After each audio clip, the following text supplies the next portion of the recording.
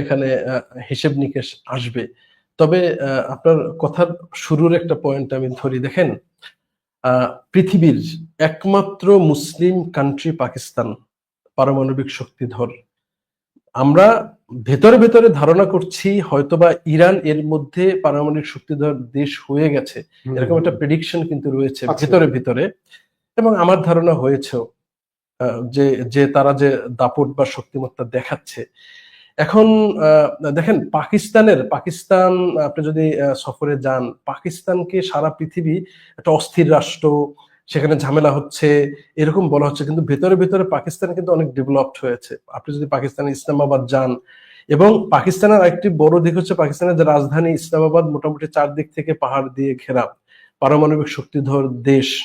এখন এই যে একমাত্র মুসলিম পারমাণবিক শক্তিধর দেশ, এটা যত অন্তর্দ্বন্দ্ব মনোমালিন্য যাই থাকুক, এটা সারা পৃথিবীর যত মুসলিম রাষ্ট্রগুলো আছে, তুরস্ক, সৌদি আরব, আপনি ইরান, সবার জন্য এটা কিন্তু অ্যাসেট।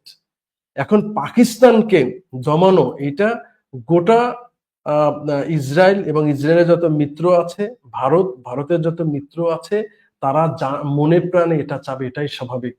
এই কারণে আপনি দেখেন ইমরান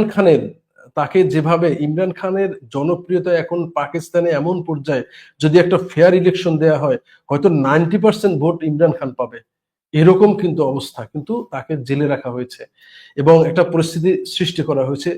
সুতরাং কম্বাইন্ড ভাবে ভারতের এরা কম্বাইন্ড ভাবে এই কাজটা চাবে।